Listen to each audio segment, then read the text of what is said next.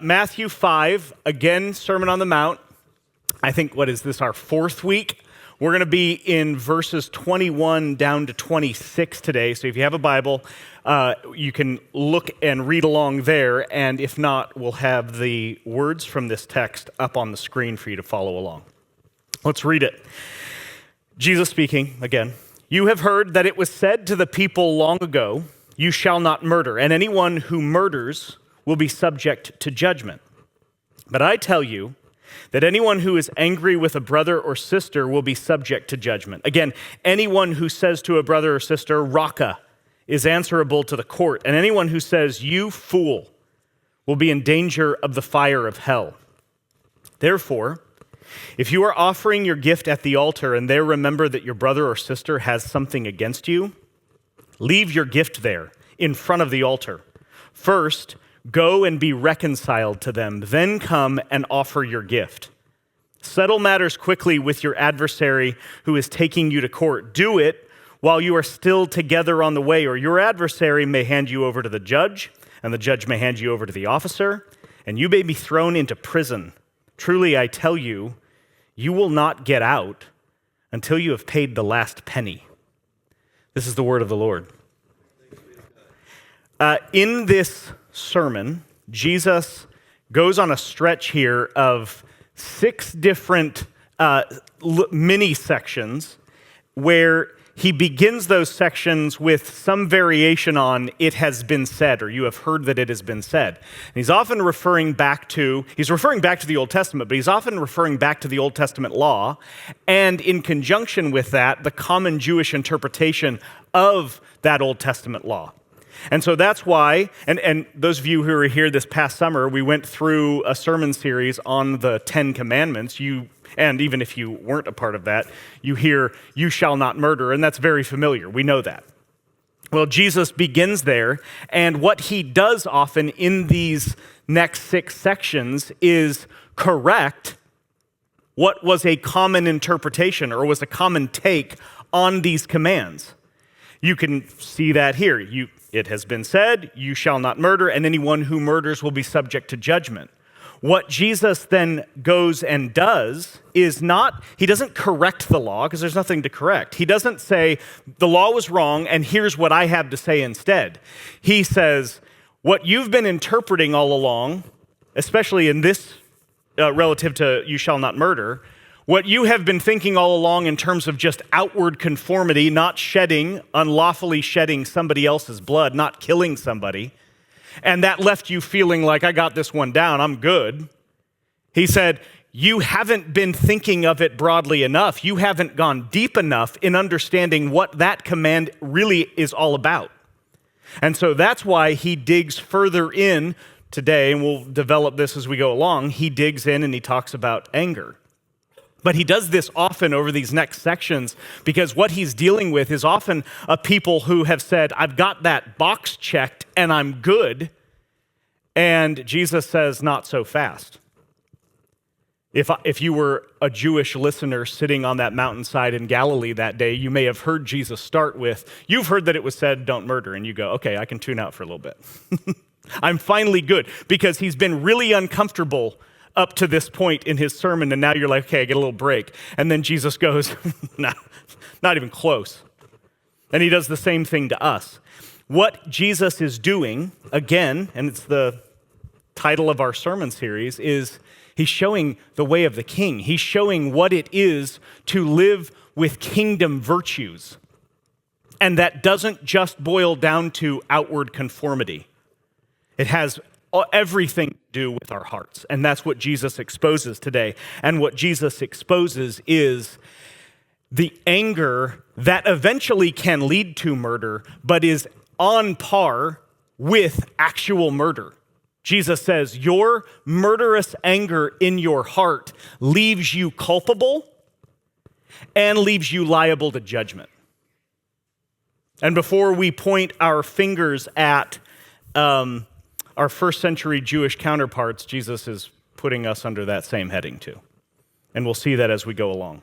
But I think we also just know it because if you are alive and you're aware at all we live in an incredibly angry culture. We're outraged about everything. One of you could pull out your phone right now and go to, say, X, and post on there and say, "Good morning, everyone. The sky is blue today." And it would evoke outrage. Somebody would come along, the scientific one, "You do realize, idiot, that the sky actually isn't blue, that it just appears that way, right?" And then you'd have others that say, "How dare you boil this down to blue? You are not diverse. This is not inclusive. What about all the other colors? You probably don't deserve to live." And then somebody else would say, "You said the sky is blue. You are a raving liberal and you hate this country." We'd get the whole spectrum, and you laugh because you kind of know it's true. Because we live in an age of outrage. Think about it from a generational standpoint. I'm talking like baby boomers, Gen X, millennials, Gen Z. Now we've got Gen Alpha, in case you weren't aware. What I have recognized, this is a confession, I kind of straddle the Gen X millennial line, but I'm mostly ennial. And I have to admit, like and by the way, if your hair is starting to gray, you're a millennial. Welcome. If I'm a baby boomer especially, I'm looking at my generation, which is like your kids, and you're going, you people have figured out that your entire life boils down to what you're mad at. We are incredibly good, my age range, we're incredibly good at knowing exactly what to be offended at. We may not know how to fix it, but we know what to be mad at. And we know who to be mad at. And it is pervasive in our culture. That's where all the money is, too. Like, we live in an age where anger is currency now. And we'll use this kind of as a springboard, because I think it's a ready-made place where we see it so often, and it's something I think we can all relate to that can, I think, help us frame what Jesus is saying over these next verses. And so we'll come back to it a few times. Think about politics right now. It's kind of like a lightning rod, but a significant lightning rod for anger. And it touches all of us because, unfortunately, the church is often the face of that. We got to admit that. Where instead of being typified in our culture, especially Western culture in the United States, being typified as people who are meek and humble and kind and merciful, peacemakers, just like Jesus talked about in the first 12 verses, we are often viewed as the ones who are combative and aggrieved and just angry. And not just angry at the effects of sin in this world, but we're angry at people who represent opposing views to ours, whatever those may be. And we could ask, like, is that perception fair? Well, maybe not, but that isn't the first question Jesus would have us ask ourselves today. The question that Jesus would have us ask ourselves is, are we guilty of the murderous anger that Jesus exposes in this part of his sermon? And if so, what's to be done about it? The Sermon on the Mount constantly confronts our natural human version of wisdom, and Jesus corrects it, and it's no different than with anger. He doesn't say, be more moral or less moral, or be less or more intense about your anger. He doesn't say, just refine your tone. He comes along and he gives us something altogether different, specifically here in relation to our anger. So I say all that to set this up because I think it's important, and maybe it's not politics that you would go to, but I think politics is one where we can it helps us make this more concrete in our minds because, friends, what we're gonna see here today is we're all culpable. We just are. So 3 points today. We're going to see how Jesus exposes our murderous anger. He calls us to costly reconciliation, and he brings us face to face with the seriousness of divine judgment for this. First of all, when it comes to exposing our murderous anger, I think maybe the best way I could think of putting it is, this is murder unmasked. It's unmasking that concept that maybe we have, again, when we hear that command and we go, we're good. Jesus removes that veneer or that one and only application that our minds goes to and says, let's look behind this. Before we go any further, I want to give two side notes here to frame all of this. One is, you will notice in these verses that Jesus does not go after all kinds of anger or all anger. And we know this because there is such a thing as righteous anger. We don't have time to get into that today, but anger directed at sin, at problems, with a desire to fix it, and anger at sin because of what it causes in the world is absolutely what we should be about. What Jesus goes after over and over here is anger at other people, is at the person. That's what he's speaking about. And the second thing I'd say is, in the first few verses, he talks about brother or sister. If you are angry at a brother or sister, or you need to settle a matter with a brother or sister, theologians would say there is a church, a covenant people focus there. And so this has everything to do with anger relative to each other in the church. But then he broadens that later in the text and he talks about your adversary. So many believe that he's expanding that to everyone. So basically, what you can't do here is say, well, I need to be kind outside of the church, but I can be a jerk to whoever's in here. Or vice versa. These are the only people that matter, and I can do whatever and say whatever and think whatever about those outside of the body of Christ. This is all encompassing. Okay, so I just want to get those two out of the way. Verses 21 and 22. Jesus traces murder backward. Starts with, you've heard it said. And he goes back to insult and then traces that all the way back to anger. He says at first, anyone who is angry against a brother or sister, he says, is liable to judgment. Wow. Now, what he is implying here is not just a momentary, brief, blow up, which that's sin in of itself, right? But what he's going after here is a settled hostility against someone else. Deep resentment that we hold on to against someone else. And he says, if that is in your heart, you are liable to judgment. That's not just a kind of, slight character flaw. That is liable to judgment. Like, Jesus is not letting anyone off the hook. We've all done this. You might be struggling with it right now. It has to do with resentment towards someone else or a group of people. And Jesus says that's liable to judgment.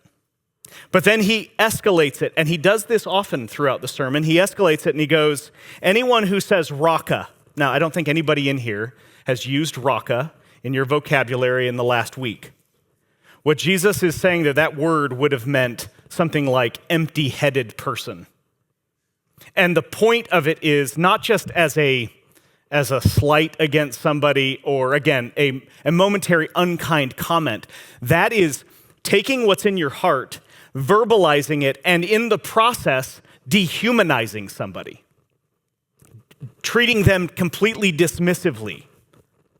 We do this, friends. And it is verbal murder.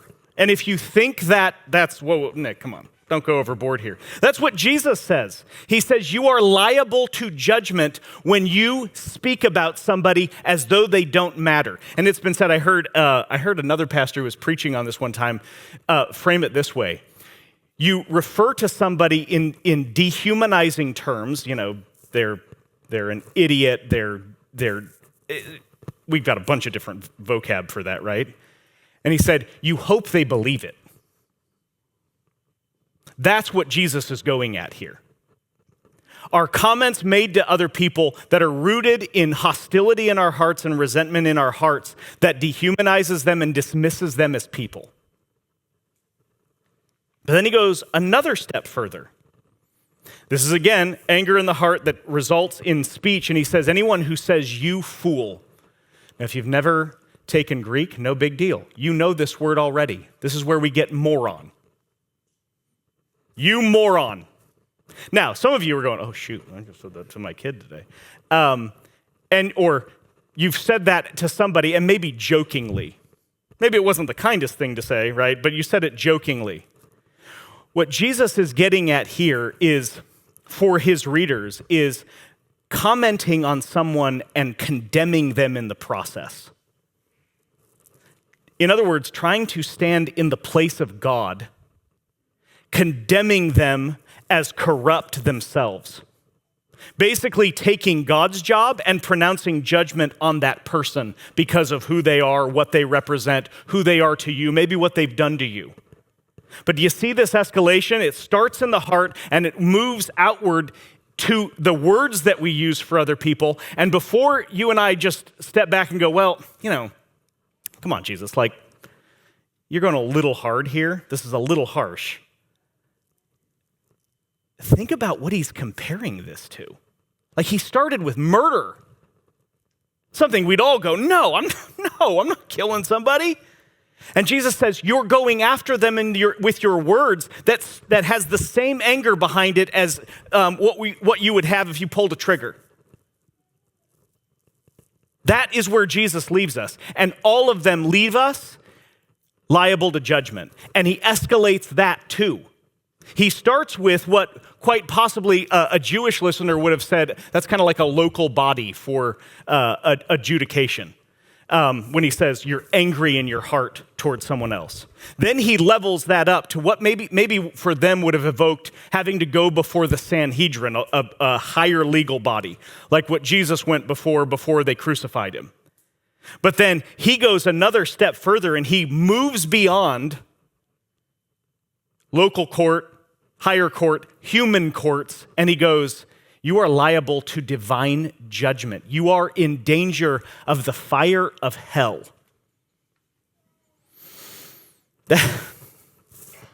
Serious, right? Think about, for just a second, let's go back to our kind of springboard, our political moment. And it doesn't feel like a moment, it feels like it just keeps going and going and going.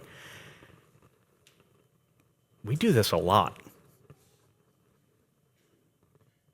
With what we think in our hearts toward people who disagree with us. And it's not just about what policies they represent, it's them often. The words that we speak or post about other people who disagree with us, or the things that are said about other people who disagree with us that we go, go get after them. Those are the exact things that Jesus is going after here. Don't sugarcoat it. Don't explain it away. It's real. We're culpable of it. And Jesus says that posture is heart-level murder. And it leaves us liable to judgment. It's damaged our witness. It's far worse than we would like to think. And the consequences are far worse than we would like to think too.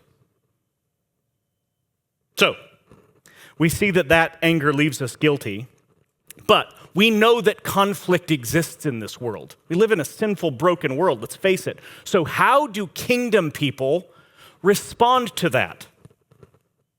The answer isn't just be less angry. The answer isn't just be a little kinder with what we say. Jesus goes after something entirely differently, and that is reconciliation. Reconciliation required. It is not an option for us. Verses 23 and 24, let's read those again. Therefore, if you are offering your gift at the altar, and there remember that your brother or sister has something against you, leave your gift there in front of the altar. First, go and be reconciled to them. Then come and offer your gift. So Jesus doesn't say manage your tone. Maybe refine that argument a little bit better. You can use the same words. You can be angry with them and just be better at what you say, or just win more graciously. He says, go first, be reconciled. So one is, the setting is worship. It's at the temple. So Jesus is saying, this is how important it is. He's saying, we all know as followers of Jesus, our whole lives are to be about worship. But when we gather together, this is a big deal. God, in fact, tells us, don't habitually neglect the gathering of the people of God for worship. It's a big deal. This is how big a deal reconciliation is. He says, before you worship, go and be reconciled to that person who has something against you. Before you do that, leave your gift at the altar. Don't do another thing until you go and pursue that reconciliation. He also says it's proactive. So this is someone that has something against you. So you're not waiting on them to take the initiative. You are taking the initiative. I should be taking the initiative before we go to worship. And then he's going after, when he says be reconciled, and that we do this, like let's admit it, when we have something against someone else or they against us, it's far easier sometimes to just kind of like avoid the person, right? We say things like, that person's toxic. They represent a toxic relationship. I need to get them out of my life. Jesus does not leave us there. He says, go pursue wholeness in the relationship, a restored relationship, not just an armistice where we just fight less or we're a little less angry at each other. He says, go and pursue a restored, whole relationship. It goes back to the Beatitudes at the beginning of his sermon, where basically Jesus is saying, kingdom people are about lives that represent wholeness.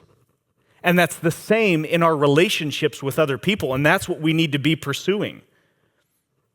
Human wisdom leads to, or says to us, it's okay to be angry at somebody else. Just kind of cut them out of your lives. And if you hold that resentment, it's not too good for you to do that, but there are some cases where someone's done wrong to you. It's okay for you to be angry at them. Jesus says, no, kingdom people represent those beatitudes that we already talked about. Poor in spirit.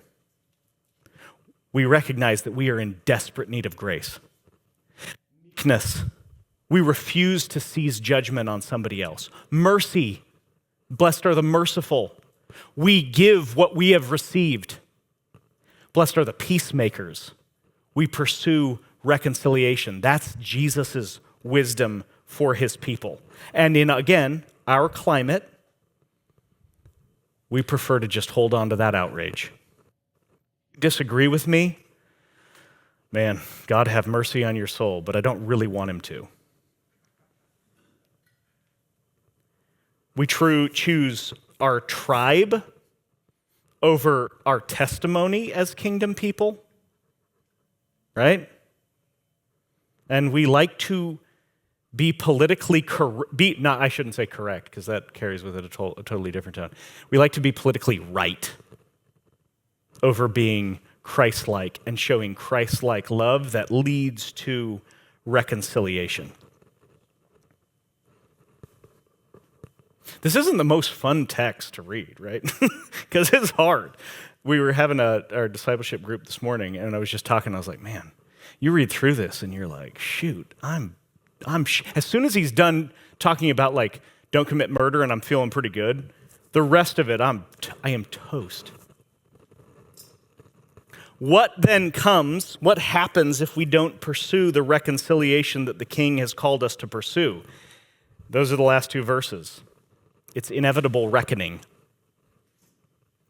Settle matters quickly with your adversary. I mentioned that earlier. It broadens this outside of just the covenant community who is taking you to court. Do it while you are still together on the way, or your adversary may hand you over to the judge, and the judge may hand you over to the officer, and you may be thrown into prison. Truly, I tell you, you will not get out until you have paid the last penny.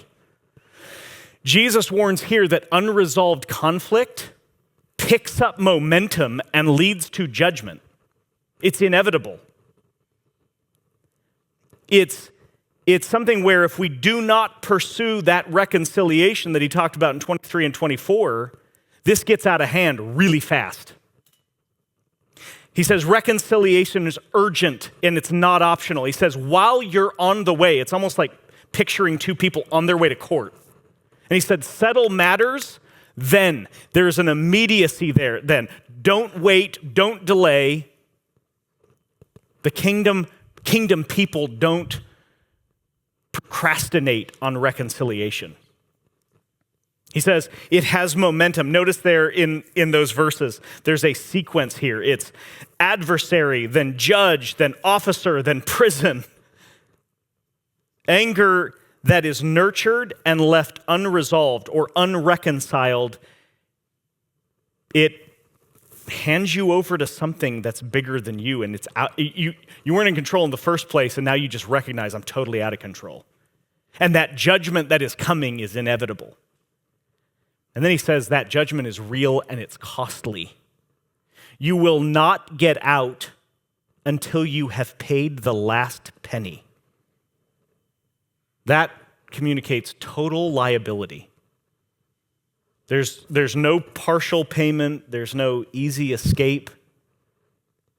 The debt of this unresolved conflict, this debt of choosing hostility over reconciliation is complete and it's exacting.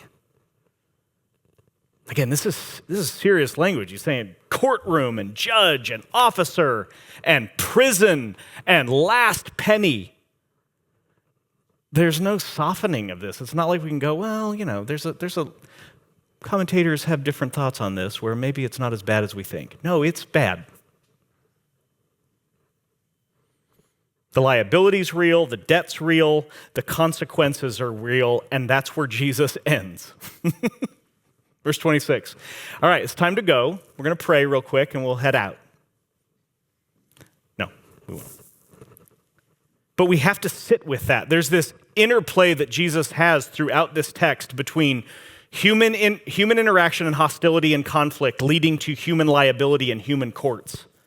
But then it escalates, and we already pointed that out, but it escalates to a divine judgment. This is not just between us and other humans, and we got to work this out. It is absolutely that, but it has everything to do with our lives before God, who judges righteously, who is the ultimate judge. And in that tension, Jesus leaves us.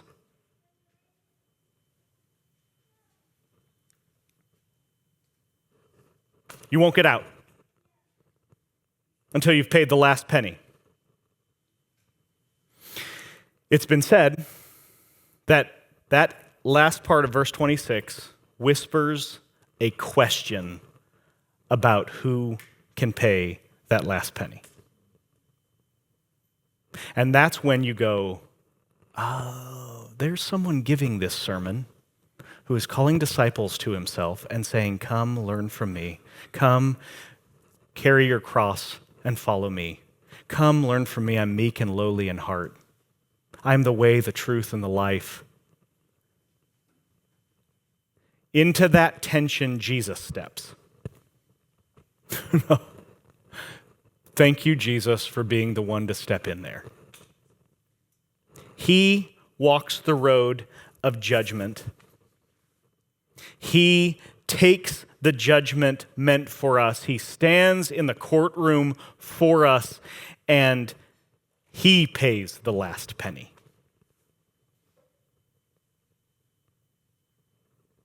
He doesn't merely demand reconciliation from us, which he absolutely does in this text, and he absolutely does require obedience. But before he ever sends us out to be obedient to this, he provides the reconciliation that we so desperately need with God the Father, and then gives us his Spirit so that we can obey him as being reconcilers.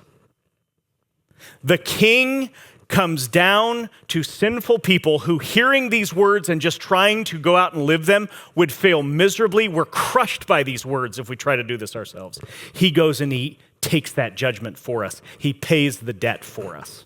And that, friends, is the gospel.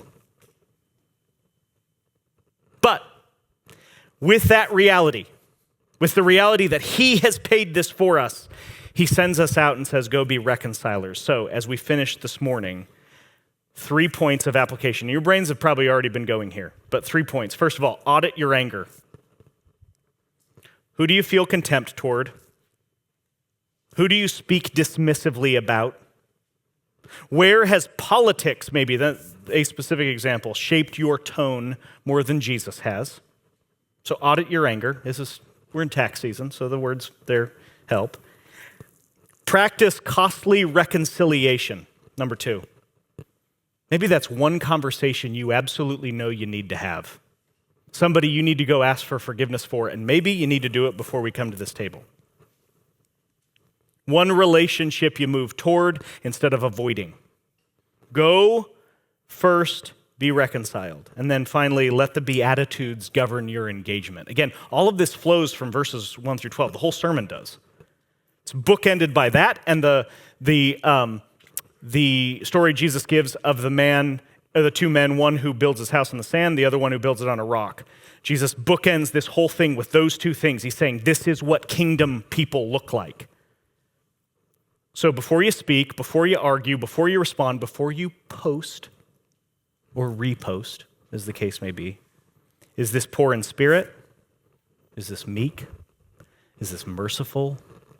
Is this peacemaking? And if it's not, it reflects your tribe. It doesn't reflect your king. We're not going to escape conflict, political or otherwise, but we are commanded to look like our king, and our king calls us to reconciliation. The way of the king requires reconciliation. Let's pray.